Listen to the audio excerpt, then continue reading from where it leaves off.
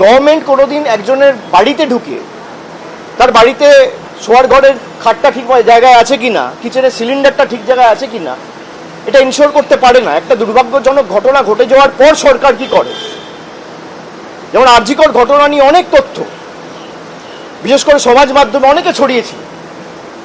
পরবর্তীকালে যেটা কলকাতা পুলিশ 24 ঘন্টায় করেছে সেটা সিবিআইকে করতে 1 বছর লেগেছে। এবং দুদিন আগে আমি দেখলাম যে সিবিআইয়ের দায়িত্বে যিনি ছিল, আরজিকর ইনসিডেন্টে যিনি তদন্তের দায়িত্বে ছিল, তাকে পুরস্কার দেওয়া হয়েছে, প্রেসিডেন্টস মেডেল দেওয়া হয়েছে।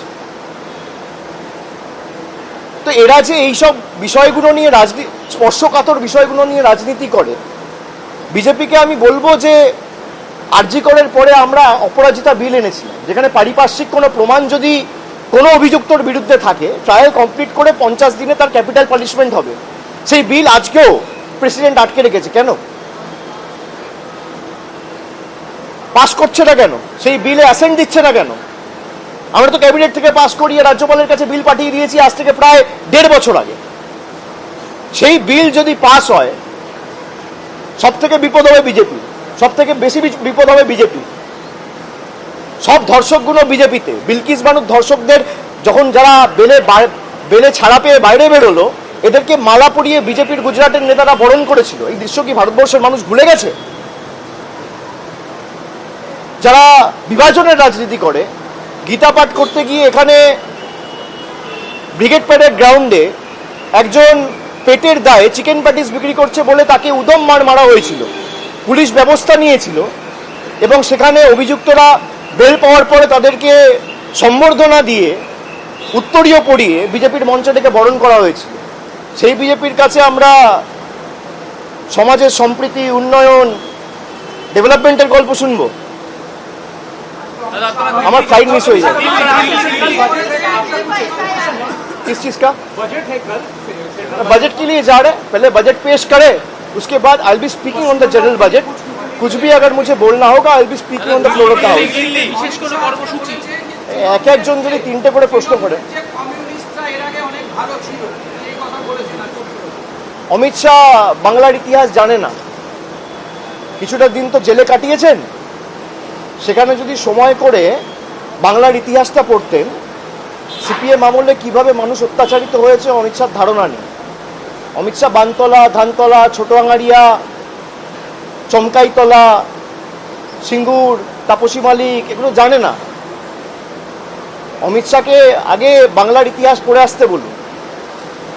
সিপিএম কিভাবে অত্যাচারিত করেছে বাংলার মানুষকে, আর একের পর এক গণহত্যার ঘটনা।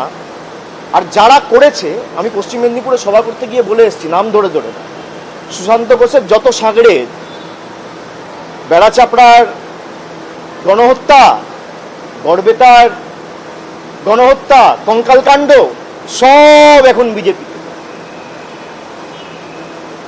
সুশান্ত ঘোষের ডান হাতের ওই শুকুর আলীর ছেলে এখন বিজেপি করে। অমিত শাহকে বলুন শুকুর আলীর ইতিহাসটা একবার পড়তে। শুকুর আলীর ছেলে এখন বিজেপির মেদিনীপুরের যুব নেতা, খুব সম্ভবত একটা ওয়ার্ডের টাউন প্রেসিডেন্ট বা কিছু।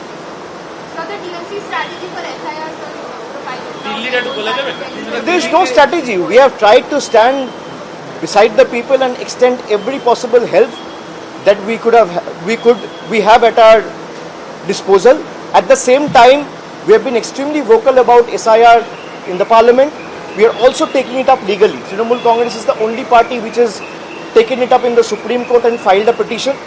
We have also mentioned this last week and filed another intervening application bringing before the court how the Election Commission has been flouting the guidelines that has been laid in the last Supreme Court order. It is supposed to come up for hearing next week. We will continue to put our might and fight it both inside the court and inside the parliament and also on the ground.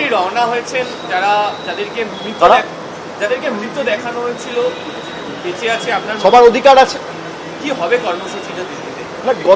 আপনি জানেন যে, আপনারা জানেন যে আগামীকাল মুখ্যমন্ত্রী দিল্লি যাবেন, তার নির্দিষ্ট কিছু কর্মসূচি রয়েছেন। সেখানে আগামী 2 তারিখ নির্বাচন কমিশনের সাথে আমাদের বৈঠক রয়েছে। সেখানে 15 জনের একজন প্রতিনিধি দল যাবে মমতা বন্দ্যোপাধ্যায়ের নেতৃত্বে এবং খুব সম্ভবত বেলা 4টের সময় আমাদের মিটিং দেওয়া হয়েছে, মিটিংয়ের সময় দেওয়া হয়েছে। আমরা সেখানে যাব এবং পরবর্তী আমাদের দিল্লির কর্মসূচি যা হবে সেটা দিল্লিতেই ঘোষণা করা হবে।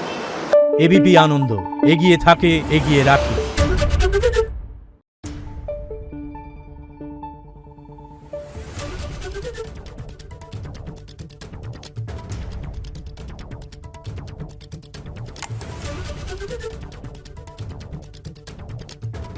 Thank you.